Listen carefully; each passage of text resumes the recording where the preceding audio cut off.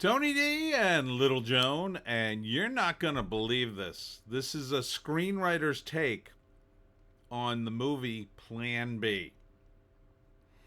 The reason you're not going to believe this is you have to go back and watch a screenwriter's rant on my trailer analysis for Plan B. Because apparently the makers or the marketers of Plan B contacted me, asked me if I would watch a screener and review the movie, and I said yes. Because, well, every once in a while I like to review a movie, even one as kind of horrific as this. Smash like and subscribe. Thank you for smash liking and subscribing. Check out my books. The links are in the description. Comedy horror in South Jersey. It's the Pineys, books 1 through 16, available at Amazon.com. Don't forget, Kindle Unlimited is free. I don't know why you would send me a screener link for this movie if you saw my trailer analysis. Again, watch my trailer analysis, and you'll see why if you made this movie, you should have never sent me this link. I didn't like the trailer at all. And it's pretty much for the reasons I said in the trailer analysis. But as always, I'll do my non-spoiler review and then my spoiler review. So here's my non-spoiler review. Yes, the movie doesn't function well because of the reasons I said in the trailer analysis, that the protagonist is infinitely unlikable. But there's an added thing I didn't know, and that is that the movie itself is pretty boring. I don't know who wrote this movie, if they thought they were being funny. I guess it's supposed to be a rom-com, but it's just kind of boring. There are uncomfortable scenes, which I guess are meant to be the comedy, but I didn't laugh once because they don't push it to the level of a comedy. Like if you're going to do, for instance, there's a scene, and I'm not giving anything away on the plot, where there's a guy who's teaching a Lamaze class, and he seems like a really big guy. Seems like a weird guy to be teaching Lamaze. You'd think like a Lamaze class would be taught by a woman, or somebody more, I don't know, doctor-like or matronly. But this is like a really tall dude who kind of looks like a basketball player. And so he's teaching the class, and then he's making an analogy at one point, and he says a couple of different comparisons, and then he says, you got to be like Hermione, or Harry Potter and Hermione. And then somebody corrects him and says, oh, Harry Potter and Hermione weren't together in the story. It was, Ron Weasley and Hermione. And he basically shuts him down kind of a little aggressively. I guess that's supposed to be funny. It just comes off as awkward and weird because there's no explanation of why this guy is teaching a class, and he seems to be a weird guy, from a casting standpoint. And he aggressively shuts down this other character because, I don't know, he didn't like to be corrected in his Lamaze class. Like, if you were going to do that bit. So, for instance, let's say you had Nick Swartzen as the Lamaze teacher, right? He'd be over the top, right? He'd be like, maybe he'd do his, like, a character from Reno 9/11, a super effeminate gay guy, like, talking about Lamaze, and then getting, turning on a dime and then getting pissed off when he gets corrected about Harry Potter. And then, he's don't tell me about Harry Potter. I know Harry Potter. Like, that's the kind of performance you need in a comedy. It's got to be big, right? And like a guy like Swartzen, oh yeah, he could deliver on that score in a little side character in a movie like this. Like, the guy, it's not that he's a bad actor or anything, but he's not going big enough for it to be funny, but it's all weird and awkward. So it's just weird and awkward. There's no comedy in it because the performance isn't big. And that happens throughout this movie. throughout this movie. John Heder, who does get some, he gets some bits that are supposed to be funny, but again, they're not over the top. And if you do a bit that goes through a movie, so for instance, one of the bits in the movie is John Heder likes to check to see if he picks apart his sandwich to see if the meat is cooked. He does that twice in the movie. You have to do it 3 times, and each time you have to up the ante. So by the 3rd time, John Heder should be pulling apart a sandwich and just making a huge GD mess and really making it uncomfortable for everybody around him. But they don't do that. He just does it twice, and that's the end of the bit. It's not funny. It's just awkward and weird. And that, again, happens throughout the movie. So for me, this movie was so boring, I paused it, I'm going to say at least a dozen times. I got up, I got a drink, I went to the bathroom, I did some things. It's like I had no investment in this movie. Why? Because I hated the protagonist for reasons that I outlined in the trailer analysis. And even though the ending tries to redeem her, for my money, it doesn't work. But its greatest sin is probably that it's just not funny. There's just not a single laugh in it. I don't know who wrote this and thought it was funny. I don't know why you would read this and laugh. The stakes are just so sky high. Maybe it's because I'm a man. And if a woman did this to me, I don't think I could ever bring myself to forgive her. I don't see how any man could, quite frankly. So, would I recommend the movie? The people I don't like, maybe, to punish them for some transgression against me. It would have to be a pretty big transgression. So don't worry, I won't shop around that screener link unless I find someone I hate enough. I considered for a moment that maybe I'd watch this with my girlfriend just to get her perspective, but I'm so glad I didn't do that because it took me, the movie's 90 minutes. I'll give it credit for that. You kept it short. That's what comedy should be, or rom-coms, I guess this is. They should be short. They should be a tight 90. Good for you, keeping it a tight 90. But bad on you. John Heder has been funny in Napoleon Dynamite. I think he's completely wasted in this. Completely wasted. Tom Berenger's in it. He's funnier in this movie. You tried to give him a funny bit.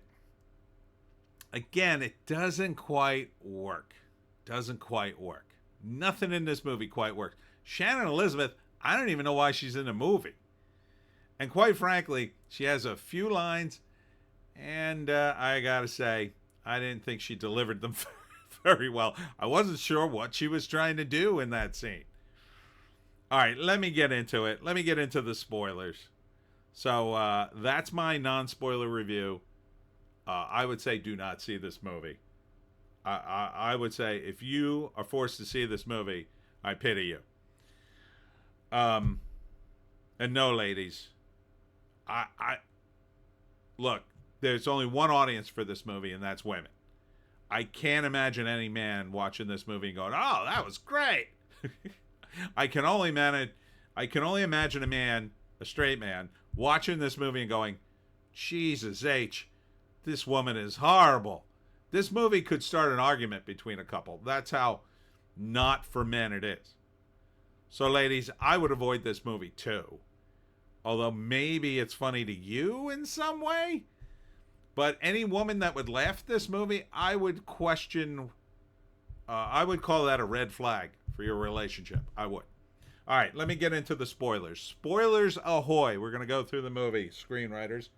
All right, first act. Piper, the main character, comes home drunk one night and has drunken sex with Evan, played by John Heder. Heder. And he's in love with her. He's pined for her. He lives across from her. For whatever reason, he couldn't work up the courage to ask her out. She just one night bangs him crazy. just brings him over in a drunken state and bangs him. Heder uses a condom. They have sex. Next morning, she sobers up and completely regrets it.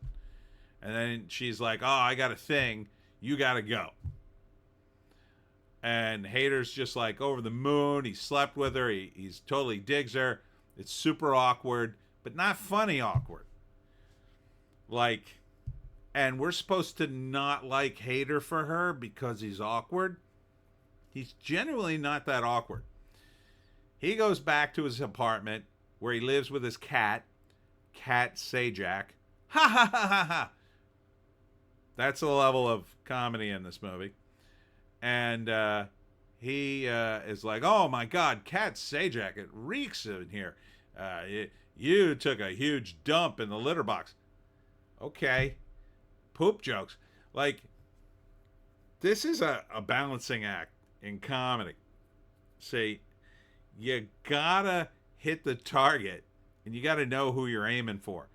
You go right down the poop jokes in a movie about this woman getting pregnant, I don't think that's where you want to head. Not at least initially. And the movie's name, I still can't get past, Plan B. That's the name of Plan B. You take the pill to get rid of the baby. Yeah, she doesn't get rid of the baby in this movie, so I don't know why you called it that, other than it's Plan B, her backup plan.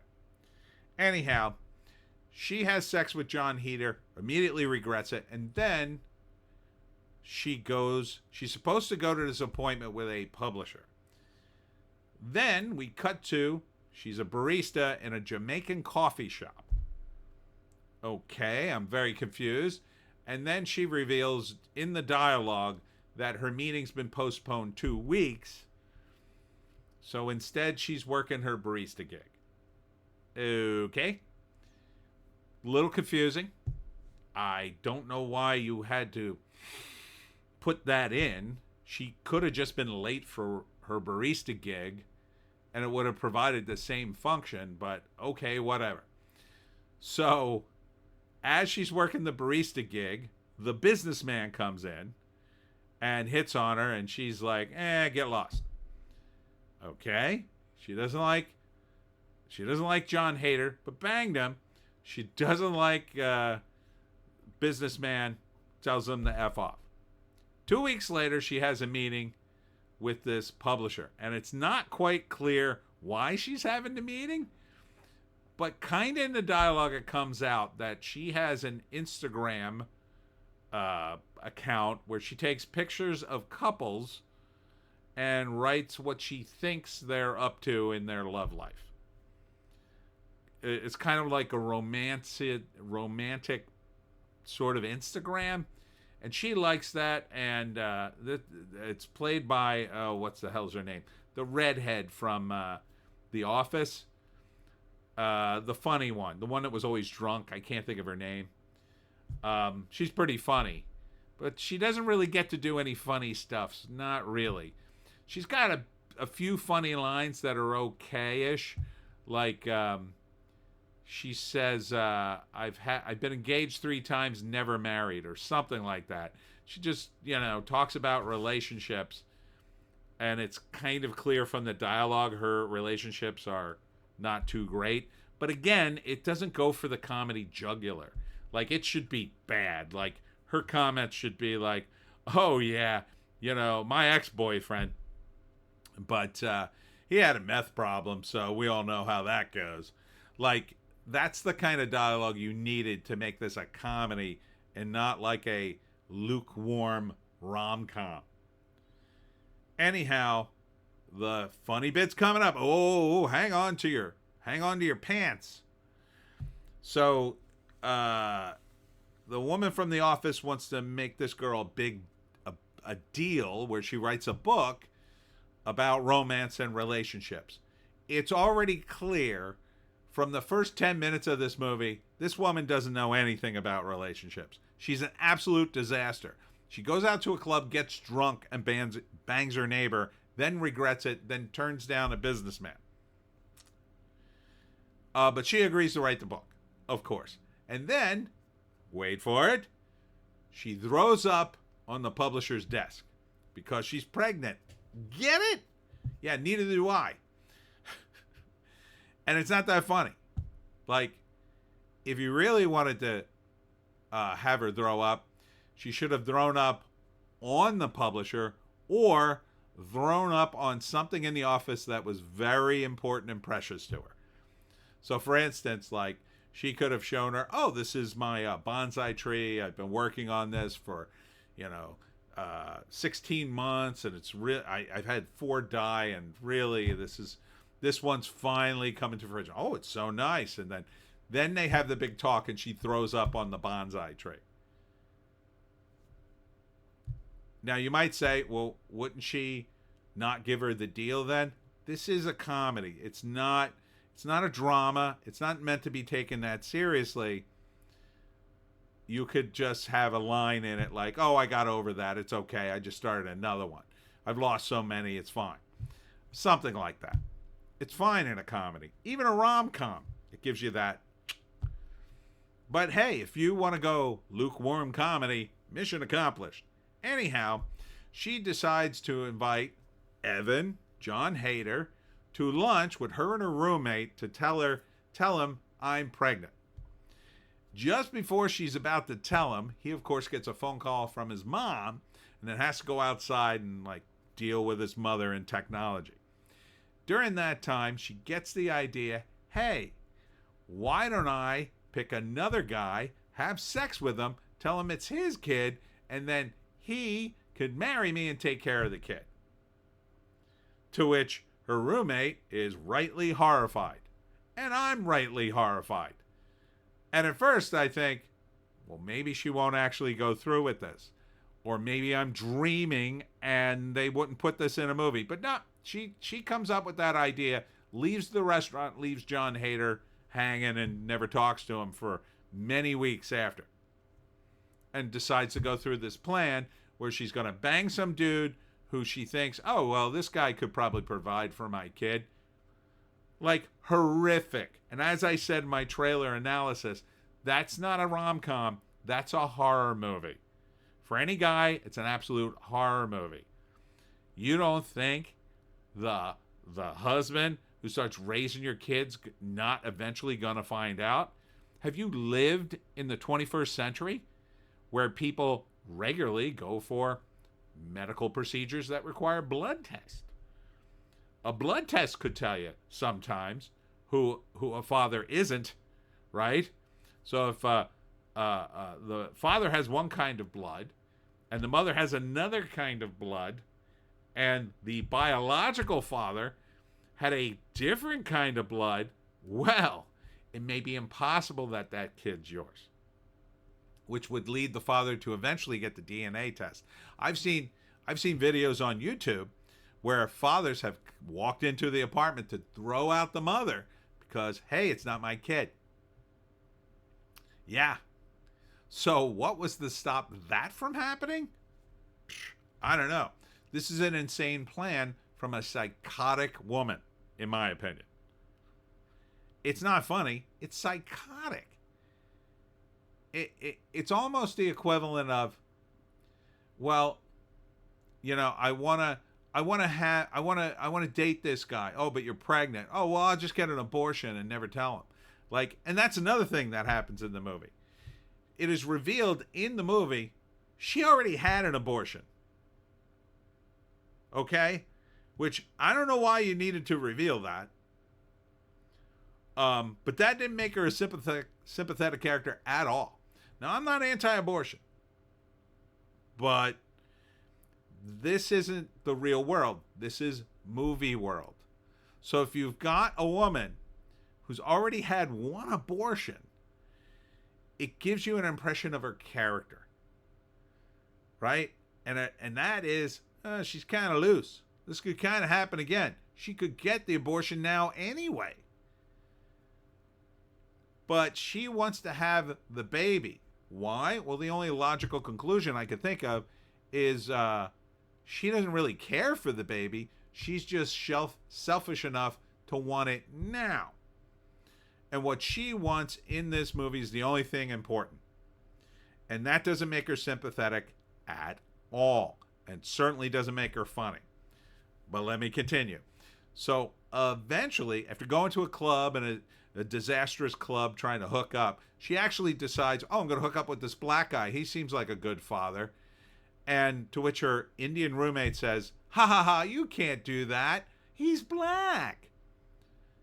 Is she that retarded that she doesn't know when a baby is born to a white and black couple that the baby's probably not going to be white? He's probably going to be mulatto.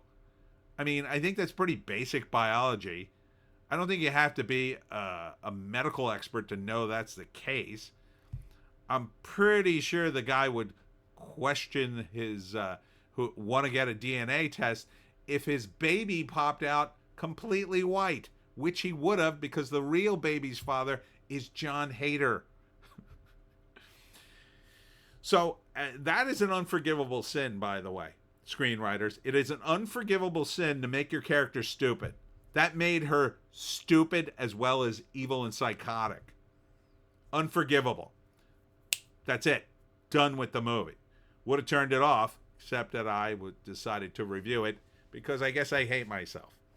Anyhow, she eventually, in desperation, goes for the businessman who is constantly hits on her at the barista shop. To which I say, okay, this woman is completely psychotic. She could go with John Heder. She already said she doesn't like businessman guy, but suddenly now she's going to like him. Why? Well, the only reason I could think of is money. What other reason? What other reason? So she essentially seduces businessman. Goes right at him until they have sex and then turns around and tells him, oh, guess what? I'm pregnant with your baby. Horrific. Horrifically evil. Her roommate sort of tells her, hey, that's a bad idea, but doesn't really stand her ground. Her roommate should have been a better roommate, should have said, you should not do this. This is the worst thing I've ever heard anyone propose. Please don't do this. Like, she really should have taken more of an initiative, I think, if she was her friend. But then we got to see the awkward interaction between her and a man she clearly doesn't love at all. She doesn't love him. I don't think she loves John Heder either, but she doesn't love this guy, and she is lying to him right to his face. How could you possibly think this would make the character endearing in any way? Right to his face. Oh, I love you. She does not. She does not. Then she meets his parents, the dad being played by Tom Berenger. And all I can think the entire scene is now she's lying to his parents. The parents are overjoyed to be grandparents. And again, the movie tries to make them weird, like weird funny. Doesn't even come close. Tom Berenger's a fisherman. He's trying to tell a fisherman story. Oh, that old story. The mother gives her a necklace because she never had a daughter, and she cries like, oh, I had this necklace was given to me when I was pregnant with your boyfriend. Now I'm going to give it to you. Like, that's not funny. It's awkward and it's sad. I felt so bad for that couple because she's outright lying to them. Where is this a comedy? In the slightest. But wait, it gets worse. So now she decides, okay, I'm going to a Lamaze class, right? She's pregnant. So the first Lamaze class, her businessman boyfriend is offered a promotion by the boss, who is Shannon Elizabeth. And I got to say, every line coming out of Shannon Elizabeth's mouth, I did not believe. Not for a second. Like, it was bad. To me, it was bad. I don't know if she was having an off day or whatever, or if she just can't act. But holy cow, I was like, Can we get another take of that? Whew, it was bad. She's supposedly the boss, and I guess the implication was she was kind of trying to seduce the businessman boyfriend. It comes off really bad. And then the main character, Piper, walks in and she's jealous of Shannon Elizabeth, and that's completely undermined by the fact she's lying. She's in a fake relationship with this dude. She doesn't love him. I don't even know if she likes him. She's using him. I'm supposed to feel bad for the main character who's using this dude, that now she's a little jealous of Shannon Elizabeth. She has absolutely no right to be jealous. And her character wouldn't be jealous because her character's not in love with this dude. In fact, she'd be like, oh, that's weird. Yeah, don't do that. If she's that conniving, why would she even care? It would be all fake, and it just comes off bad. Anyhow, he can't go to Lamaze class. So they get into an argument and she leaves, gets picked up by her Uber driver or Lyft driver, and of course it's John Heder. And now they get in the car and now they have great chemistry, right? So now it's like, oh, you never called me after we had sex, but it's all water under the bridge. I'm your friend. I'm still your friend. I still care about you. Why? We haven't established any of that. Again, we've been wasting a lot of time in this movie. So he goes to Lamaze class, and they have a bonding experience at Lamaze. And this weird Lamaze instructor guy, again, I guess it's supposed to be funny, but it just comes off as awkward and weird. Eventually they go back. He needs a printer for some reason. I mean, there's all these details that, like, it goes nowhere. So he needs a printer because he has a band and he wants to make flyers or something. So she says, oh, come in and use my printer. And, of course, she goes in, and there's her boyfriend, made her a nice dinner, and he's pissed off. Oh, I got off early. I felt bad about the Lamaze class. Who's this guy? Sort of throws John Heder out. Then he feels bad. Then Piper starts to have dinner and make out with her boyfriend. And then she keeps seeing John Heder kissing her. And I'm like, you really got to break this off, lady. This is horrific. Then, of course, the next scene is, okay, I'm going to break it off at lunch the next day. Now, he's, of course, rich. He's taking her out to a nice place. He invites her roommate to go with her to this lunch. She says, no, you stay home. Isn't it a clue why he's inviting your roommate to lunch that something's up? Of course, he's throwing her a surprise baby shower, which include everybody she knows, everybody in this movie, including her publisher, including the dude's parents, including John Heder, and she has a freak out. And then you probably can guess the next move that's coming. He decides to propose to her at the baby shower, because that's where they were headed, right? She set this whole thing up, and now she's forced to tell him it's not your baby, it's really Evan's, and God, I'm an a-hole. Now, this is where the movie tries to turn it around. It kind of mildly succeeds. At least they're not completely psychotic. This is kind of the only way you could save the movie. But quite frankly, I've been so bored up to this point, I don't really care. So she breaks it off with businessman boyfriend. It's highly embarrassing. I don't know if his mother gets the necklace back. They never address that, which seemed kind of important. Important enough to have a shot in a little scene. She falls into a depression. And the roommate says, you got to pick yourself up. And then she goes, oh, okay. And then suddenly starts getting motivated for reasons I'm not quite sure. She writes her book for reasons, I guess. Her book about relationships. The publisher was in the room. The publisher hired her because she supposedly was good about talking about relationships. But she lied about her pregnancy to another man, and had to reveal it at a surprise baby shower slash proposal, and then called on the other. I mean, it was like a Jerry Springer show. Wouldn't this publisher then say, God, this woman doesn't know anything about relationships? And then she even admits later in the movie, I don't know anything about relationships. I wrote a different book. And the book stuff eventually just gets dropped, which, like, it was so important earlier in the film. Now it's just like not important. Why even have it in the movie? Anyhow, she picks herself up, and then finally John Heder invited her to his band like 19 million times, and she finally decides to go because it's the only way she can get a hold of Evan. Goes to the band show, whatever. He's backstage. She confronts him backstage, tries to apologize. I mean, what an apology.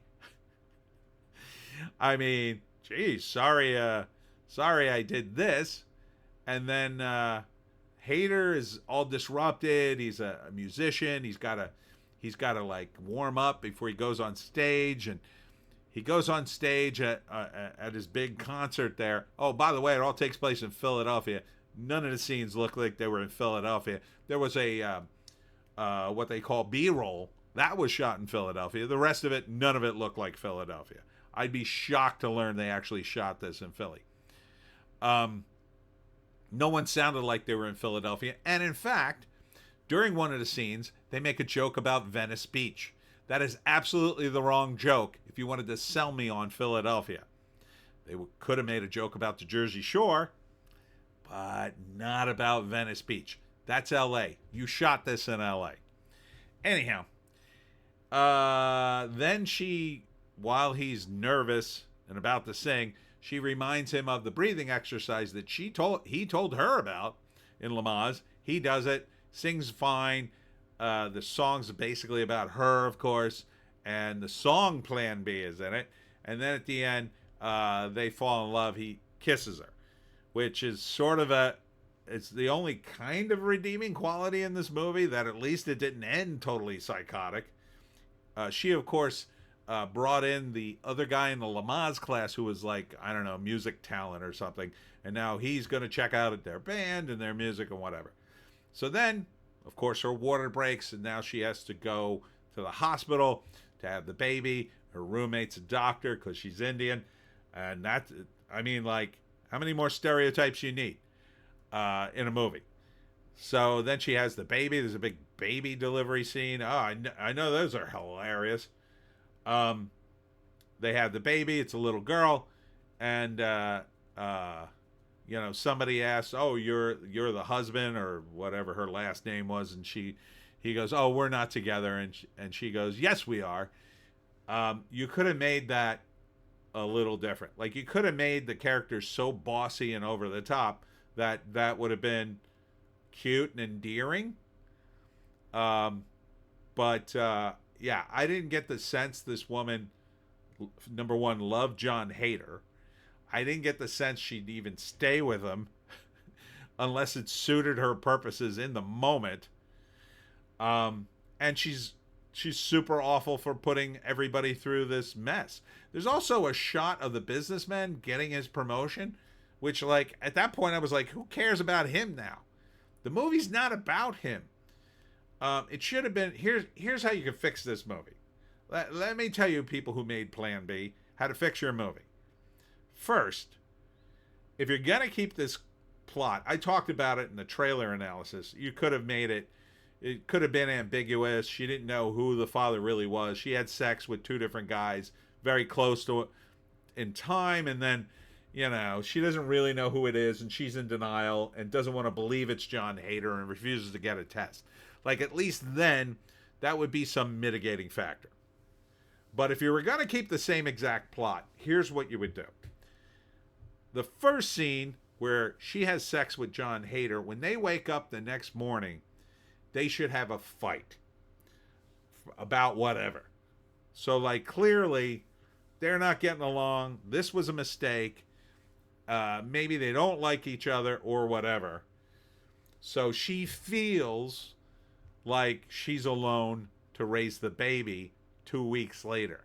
Maybe even moves. right? And she didn't even know how to get a hold of him or whatever. And now she's like, I gotta have a father for my kid. And instead of getting the book deal, at least initially, she doesn't get it. And she gets fired from being a barista. Now she's really stuck.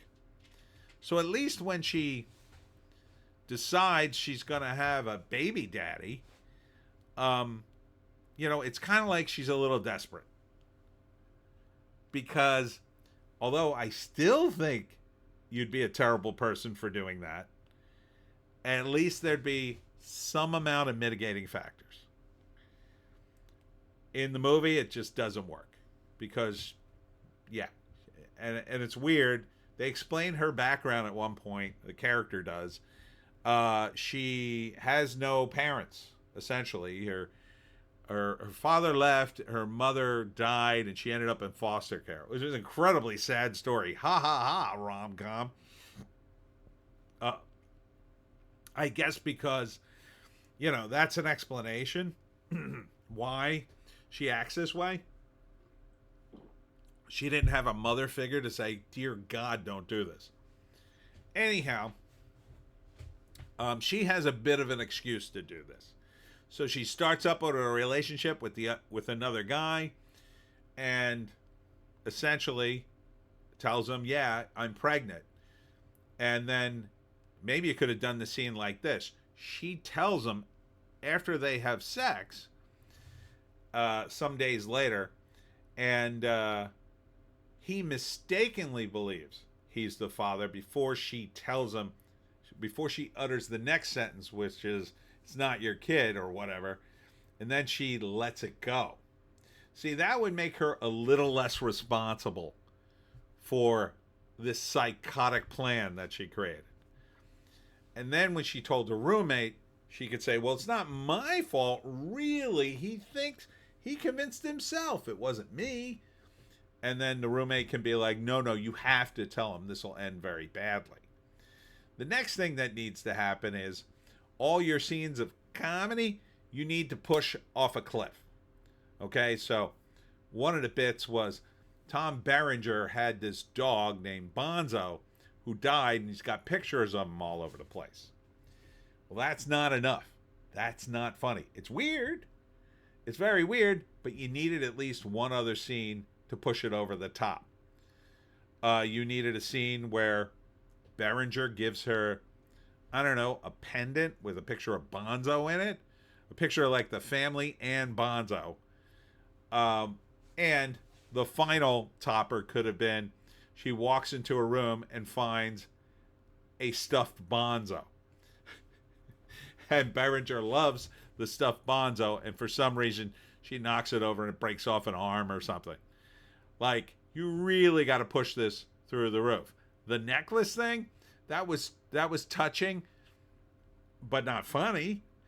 That was uncomfortable to watch her get the necklace, knowing that she's lying to this old woman. But again, you needed to do something else. You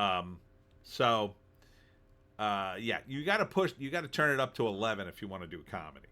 And finally, her businessman boyfriend should have been revealed as more of a jerk, right? He's a little bit jerky to John Heder, but then it's undermined by him immediately apologizing and then inviting him to the baby shower. Like, make him kind of a ruthless jerk. So if you have that scene with Shannon Elizabeth, one of the scenes could have been like, he agrees to have sex with her for his promotion. Maybe that was implied. Maybe that's what they were going for, but it didn't really come off very well at all in that scene. I blame part of that on Shannon Elizabeth, though. So then when she breaks it off with him, he could have a meltdown, and then it's like, well, he's kind of a jerk. And then maybe you could have Heder step in and say, hey, she said she was sorry. Like, there could be a threat of violence that Heder gets her out of the baby shower, or they get into a fight maybe. I mean, something like that. Escalate. You need this in a comedy. And then for her redemption arc, I think she's got to do more than just show up to one concert for John Heder. But if you had mitigated, as I outlined, her showing up for that one concert could have been like, well, you disappeared. I didn't know where you were. I was I lost my job. I was in dire straits. Then he could look at her and go, well, I could sort of see your situation. And I shouldn't have, and I snapped at you and we got into that fight that first day. Part of it could have been on him. Instead, there are all these extra scenes and details that don't come together. I mean, the book is almost superfluous. But at the end, you could maybe have a scene where she gets a book deal and then, writes about her wacky adventures as a single mom trying to lure guys into a trap to take care of her and her kid. Sure. Yeah, that book. But, yeah, this movie doesn't work for me. I'm sorry, guys who made Plan B. But if you're going to make a comedy, you got to go for the comedy jugular. If you're going to make a romance comedy, well, it's got to be romantic. It's got to be romantic. It's not romantic when someone lies in a relationship. It's really, really, really bad. I can't emphasize how bad it is in a movie and in real life. Anyone here like to be lied to in relationships? Oh no? Well, it's so weird. You just made a whole movie about it, and it all works out for at the end. I kind of hope it doesn't, quite frankly. I kind of hope this woman, has to be John Hader's roadie and carries instruments while she's carrying a baby for the rest of her life. Because that's what she deserves. She deserves to be at Hader's beck and call for lying, at least for a while. She's got some penance to do in my book. You guys got some messed up values.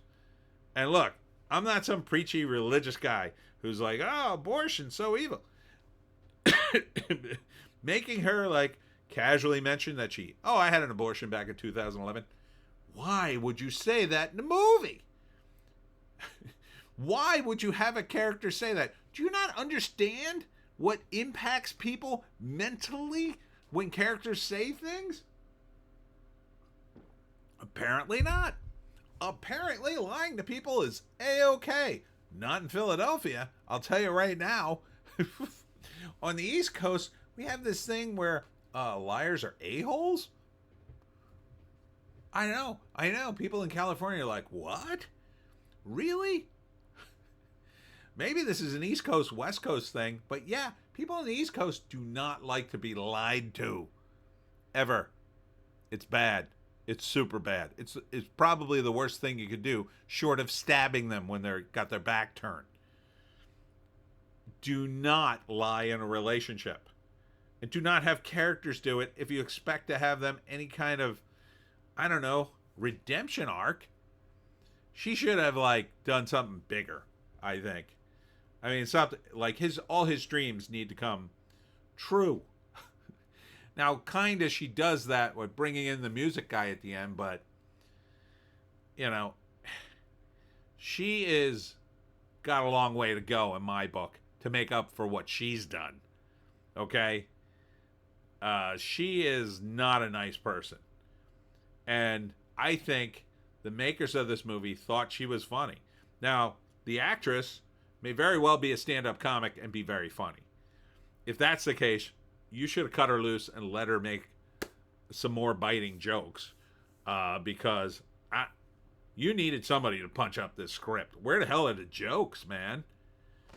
I mean, you think it's just hilarious that a woman lying about... You can't lie about this stuff and make it funny. You can't tell a man, oh yeah, it's your baby. That's not funny. And it definitely wasn't funny when you do something stupid like with the black character. That's just dumb. Any credibility this character had went out the window 20 minutes into this thing. I felt so bad for John Heder. I still kind of feel bad with him. He's saddled with her for the rest of his life. And quite frankly, I could totally see her divorcing him. 100%. 100% I could see this character divorcing him, cheating on him. She's a liar. She's Machiavellian in her level of lies. Why her roommate likes her, I couldn't tell you. She's awful. She's an awful, awful person. And I don't quite understand what her whole deal is with the book deal. I still don't. So, yeah. Yeah. I had a really bad reaction to this movie, in case you didn't say. So screenwriters, for God's sakes, if you're going to write a movie and try to make a sympathetic character, this is textbook the way not to do it. Especially if you want to have any chance of getting a laugh. You obliterated any chance, Plan B makers, of any man ever liking this movie. 100%. 100%. The women, I think, most of them wouldn't like this character either. I don't think they would like that, you know. There's a handful of psychotic women who go, oh yeah, I've done that. Oh yeah, I've had an abortion and lied about my pregnancy to another man. It's horrific. This isn't a comedy. It's a horror movie. Anyhow, that's my review. I really appreciate the screener. Don't think you'll be sending me any more links. But hey, I don't know what to tell you. I tell the truth from the heart. And that's what characters need to do in a movie if you want to like them. And that's it for me, Tony D and Little Joan. Check us out on the green site, the orange site, and the black site for more videos. I will be at the Mullica Hill Library tomorrow night at 7 p.m. to tell you all about how to get published in South Jersey. That's in Mullica Hill, New Jersey. And don't forget, 7 p.m. Hope to see you there. We'll see you tomorrow.